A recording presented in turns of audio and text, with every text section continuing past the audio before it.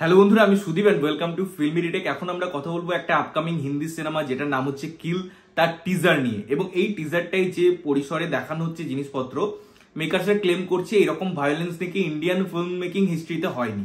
এবারে সত্যি কি তাই সেটা কিন্তু আমরা ফিল্ম দেখে বুঝতে পারবো, বিকজ এই টিজারে যেটুকু দেখানো হচ্ছে সেটা শুধুমাত্র টিজ করার জন্য। মানে এখানে যেরকম ভায়োলেন্স ডিজাইন করা হয়েছে, পুরো টিজারটা জুড়ে যা আছে সেটা শুধু ভায়োলেন্স। সেটা শুধুমাত্র অ্যাকশন কোরিওগ্রাফির মাধ্যমে পুরো জিনিসটাকে তার যে ইউনিকনেস, তার যে ডিজাইনিং এবং একে অপরকে কিভাবে ক্লেম করছে, কি করে একে অপরের সাথে ফাইট করছে, এটাই টিজারের মূল মন্ত্র এবং সেটাই কিন্তু প্রস্ফুটিত হয়েছে ইন অ্যান্ড আউট টিজার জুড়ে।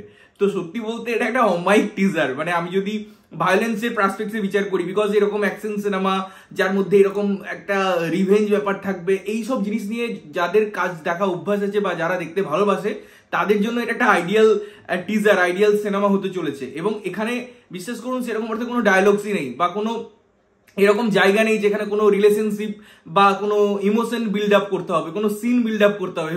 পার্টিকুলারলি পুরোটাই বিল্ড আপ এবং সেখানে শুধুমাত্র অ্যাকশন।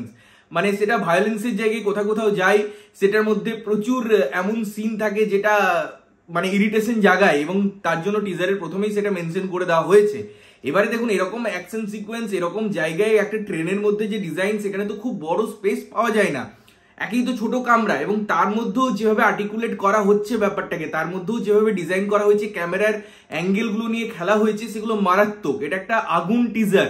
বিকজ আপনাকে মাথায় রাখতে হবে যে ওই পরিসরে আমি কিভাবে ইউজ করব। আমি যখন আয়নাকে দেখাচ্ছি ট্রেনের, বা আমি ফ্ল্যাশ দেখাচ্ছি, কোমর দেখাচ্ছি, বাথরুম দেখাচ্ছি, দরজাগুলো ইউজ করছি, যে কামরার একটা কামরার মাঝখানে যে শাটারগুলো থাকে সেটাকে ইউজ করছি, এসি কামরার মধ্যে যে একটা দরজা থাকে যার মধ্যে অবশ্যই একটা কাঁচ থাকে, সেখানে আমি হাতের ছাপ দিয়ে ইউজ করছি।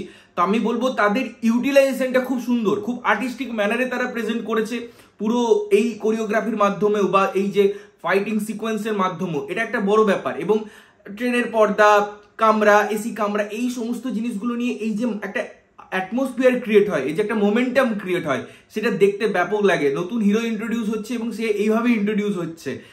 আমার ব্যাপক লেগেছে পুরো টিজারটা। তার মধ্যে যে ক্রিয়েটিভিটি অ্যাড করা হয়েছে, তার মধ্যে যে স্পেসগুলোকে ইউজ করা হয়েছে, এবং অবশ্যই এর ব্যাকগ্রাউন্ড মিউজিক নিয়ে আলাদা করে কথা বলতে হয়, বিকজ পুরো জায়গাটাই ট্রেনের সাউন্ড এবং মিউজিকের সাউন্ড, এবং ওই যে চিৎকার, একটা মারামারি পরিস্থিতিতে বা এরকম জায়গায় যে আওয়াজগুলো হয়, এটা এত সুন্দর সিঙ্ক হয় যে পুরো ব্যাপারটাকে এক ধাপ উপরে নিয়ে চলে যায় ব্যাপারটা। তো টিজারটা মারাত্মক একটা টিজার, আমি খুব থরলি এনজয় করেছি।